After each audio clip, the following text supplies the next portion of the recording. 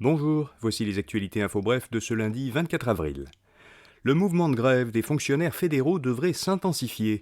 Le président de l'Alliance de la fonction publique du Canada a annoncé hier que les piquets de grève se déplaceront aujourd'hui vers des endroits plus stratégiques, comme les ports. Plus de 100 000 fonctionnaires fédéraux sont entrés en grève mercredi dernier après l'échec des négociations entre les syndicats qui les représentent et le gouvernement fédéral.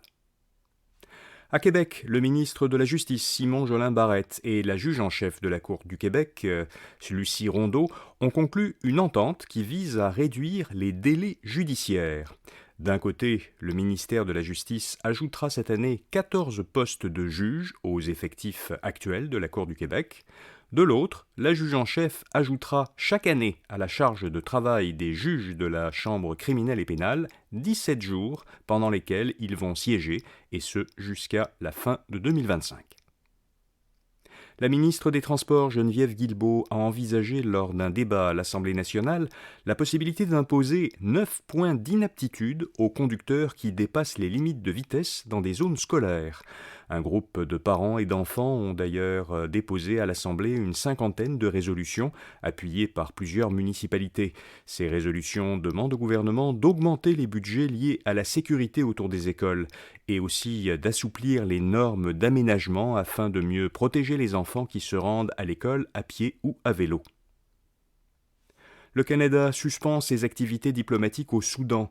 Le personnel canadien travaillera temporairement depuis un endroit sécuritaire hors du Soudan, un pays du nord-est de l'Afrique qui est en proie à de violents combats depuis la semaine dernière.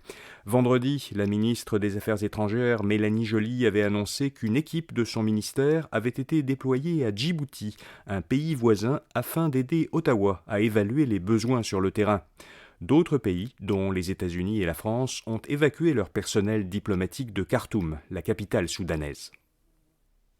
Et puis le réseau social TikTok s'engage à réduire la désinformation sur le changement climatique. Il a mis en place une nouvelle politique et plusieurs initiatives afin, dit l'entreprise, de favoriser des discussions éclairées sur le climat. Désormais, les publications qui iront à l'encontre du consensus scientifique établi sur le changement climatique devraient être supprimées du réseau. TikTok indique qu'il travaillera avec des partenaires indépendants de vérification des faits pour l'aider à évaluer les contenus. Voilà, vous savez l'essentiel. À demain matin pour d'autres actualités info bref. Bonne journée.